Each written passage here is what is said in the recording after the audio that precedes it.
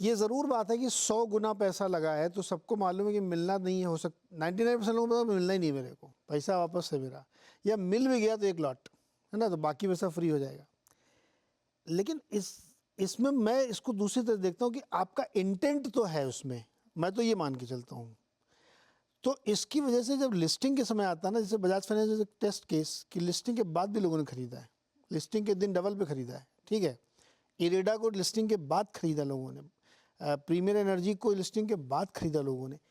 तो अब चूंकि एक एग्जांपल लो तो 10 लोगों के लिए वो हो जाता है कि भैया अच्छा हाँ ये लिस्टिंग के बाद भी चलेगा।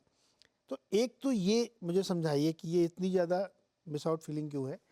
दूसरा ये कि जो इतने बड़े बड़े दिग्गज आईपीओ आने वाले हैं, हुंडई का आ रहा है, स्विगी का आ रहा है, फिर उसके बाद और बड़े बड़े आईपीओ, मेरे हिसाब से जो मुझे बताया था मर्चेंट बैंकर ने, करीब 150 आईपीओ लाइंड अप है यहाँ से लेकर के अगले जून तक, और उसमें कुछ बहुत हैवी ड्यूटी वाले हैं जैसे हुंडई।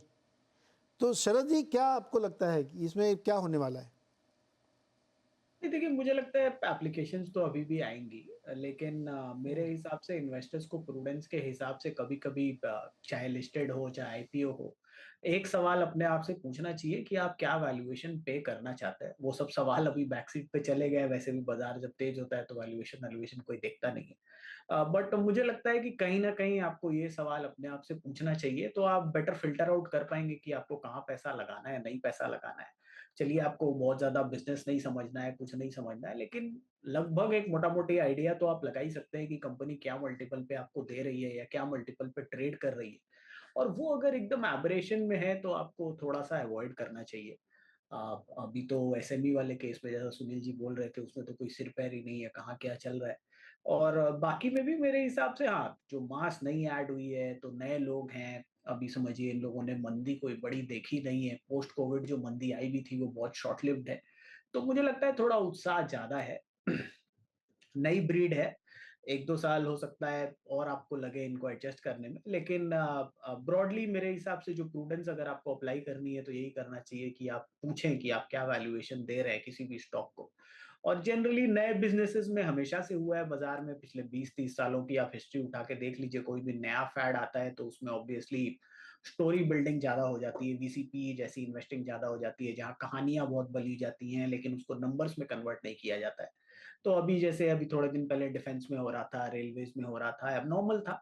अभी लोग दुखी हो रहे हैं, लेकिन अप्रैल से सितंबर तक में ये ज्यादातर स्टॉक 2 से 3 गुना हो गए थे, तो वहां से अगर ऊपर से थोड़ा करेक्ट भी हो गए तो ज्यादातर स्टॉक्स ने आधे से कम गेन्स अपने गिव अप किए हैं 6 महीने के। तो मुझे लगता है जिसने पहले लिया उसको तो फिर भी प्रॉफिट है, और जिसने पीक पे जाके लिया वो ऑब्वियसली बहुत ज्यादा उदास होंगे। तो कभी ना कभी आपको ये पूछते रहना चाहिए कि आप क्या वैल्यूएशन दे रहे हैं एक पर्टिकुलर स्टॉक को। मेरे हिसाब से वो काफी हद तक एक डिटरेंट हो सकता है आपके अननेसेसरीली उसमें कूदने के। बजाज फाइनेंस जैसा आपने बोला कि इशू के बाद भी लोगों ने कूदा, लेकिन बहुत सारे एग्जांपल्स ऐसे हैं जहां ये चीज चलती रह गई। नाइका एक केस है, आपके जोमेटो एक केस है जहां मुझे तो 60 में भी महंगा लग रहा था, लेकिन आज कितना 250 रुपए के आसपास हो गया। तो मुझे लगता है बहुत सारे केसेस हैं जहां नए बिजनेसेस होते हैं, वहां वैल्यूएशन के नए नए मल्टीपल नए नए तरीके इजाद होते हैं, और उनको स्टेबलाइज होने में थोड़ा टाइम लगता है। सीड स्टेज से मैच्योर बिजनेस होते होते वैल्यूएशन के जो तरीके हैं वो चेंज होते हैं। उस स्टेज में ऑब्वियसली थोड़ा एनोमली तो रहती है, आपको समझना कि क्या वैल्यूएशन देना है। तो हर किसी को अपना कंफर्ट जोन आइडेंटिफाई करना चाहिए, रिस्क जोन आइडेंटिफाई करना चाहिए, आप कितना रिस्क लेना चाहते हैं। अब मुझे कंफर्ट है, मैंने नहीं लिया नाइका, मैंने नहीं लिया जोमेटो, मुझे कोई फर्क नहीं पड़ता, मैं नहीं लेता उस वैल्यूएशन की चीजें। हम्म। पर अगर आपको वो ग्रोथ चेज करनी है, आप मोमेंटम चेजिंग करना चाहते हैं, तो वहां अपना एक डिसिप्लिन क्रिएट करके उसको चेज करें। बट मेरे हिसाब से बिना कुछ समझे खाली कि हर आईपीओ में लगभग पैसा बन रहा है, तो वो तो ऑब्वियसली ब्रेन एक मायोपिया क्रिएट कर देता है, जहां वो खाली सक्सेस आपको रिपीट करवाता है तो आपको हमेशा ऐसा ही लगेगा। तो हम्म। बेसिकली बेसिक सवाल जो मैं पूछता हूँ वो यही है कि मैं क्या वैल्यूएशन एक बिजनेस को देना चाहता हूँ एक सर्टेन प्राइस पे, और क्या फ्यूचर प्रोस्पेक्ट्स है। बहुत सारे बिजनेसेस में जहां हमें फ्यूचर प्रोस्पेक्ट नहीं नजर आते हैं हम उसको अवॉइड करते हैं, या फ्यूचर प्रोस्पेक्ट बहुत ज्यादा प्राइस्ड इन है वैल्यूएशन में, उसको भी हम अवॉइड करते हैं। तो बेसिक सवाल यही है कि आप क्या प्राइस, क्या क्या वैल्यूएशन एक बिजनेस को देना चाहते हैं।